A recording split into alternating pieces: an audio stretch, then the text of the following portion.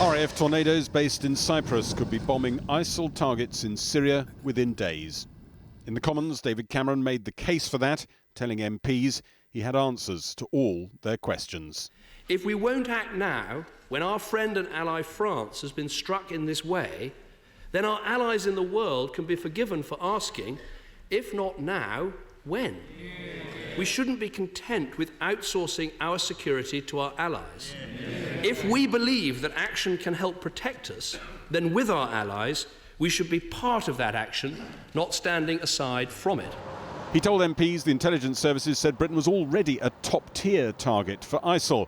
Bombing wouldn't increase the danger of attacks on British soil. Leaving ISIL alone in Syria could. That bomb in Paris, that could have been London. If they had their way, it would be London. I can't stand here and say we're safe from all these threats. We're not. I can't stand here either and say that we will remove the threat through the action that we take. But do I stand here with advice behind me that taking action will degrade and reduce that threat over time? Absolutely. And I've examined my conscience, and that's what it's telling me. The toughest questioning came over whose boots would be on the ground in Syria to secure land ISIL was bombed out of. The Prime Minister insisted there were 70,000 moderate opposition fighters, mainly in the Syrian Free Army, on the ground capable of the job. This ragbag army of the Free Syrians is not going to take this ISIL territory. I'd like him to convince me that what he refers to as the Free Syrian Army actually exists rather than is a label that we apply to a ragbag group of clans and tribal forces. What I've said about 70,000 moderate forces in Syria is not my figure. It is the considered opinion of the Joint Intelligence Committee, a committee that was set up and given independence to avoid any of the mistakes that were dealt with, that we had in the past, of the potential misuse of intelligence and other information. Iraq hangs over the language and the politics of intervention.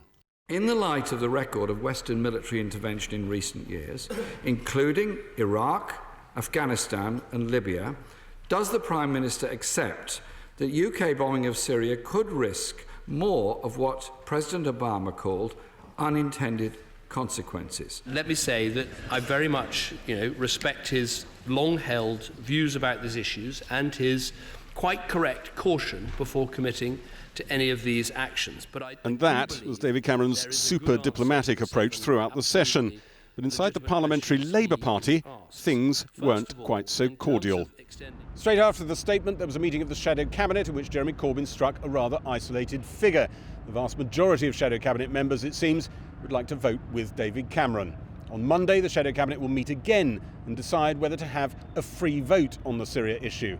If there is one, you could easily see the majority of Labour MPs following the majority of the Shadow Cabinet, voting against the line their leader wants.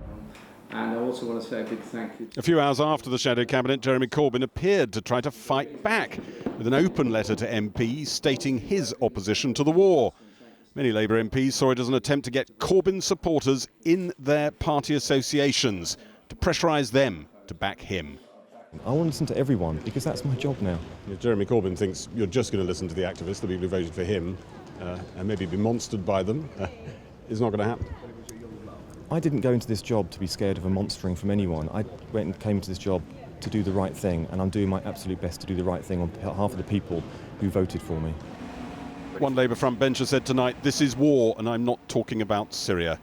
The debate over military action has combined with profound divisions in the Labour Party, which could help win David Cameron a sizable majority in a vote planned for Wednesday and leave a sizable legacy in his main opposition. Gary joins us live now from Westminster. Gary, how are these Labour divisions playing out? Well, you might wonder what's in a letter, and this letter that Jeremy Corbyn has sent is a letter to his MPs spelling out his position, but to them, the members of the Shadow Cabinet, it's him going behind their back. He's decided to spell out to the party, effectively, not just the MPs, that he doesn't find David Cameron's arguments for extending the conflict to Syria convincing or coherent.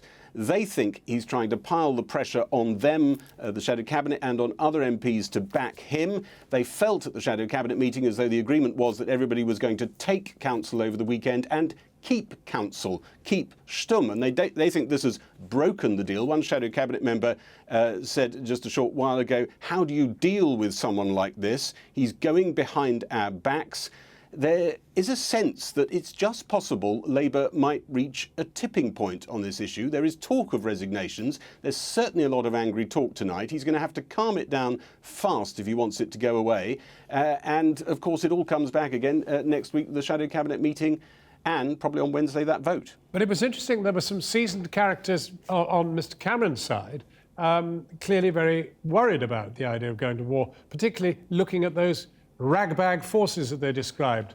There were lots of issues, lots of pressing questions for David Cameron, but you do come away with the impression that the number of rebels on his own side has come down from the 30 or so that there were in 2013 when he was wanting to bomb the other side in the Syrian conflict, Assad, probably to something below 20. He's got the Democratic Unionists on side, and he could have an awful lot of Labour MPs potentially on his side if this thing goes ahead on Wednesday, and if he wins it, past precedence tells us you get to conflict, you get to bombs being dropped potentially within hours. Gary Gibbon at Westminster.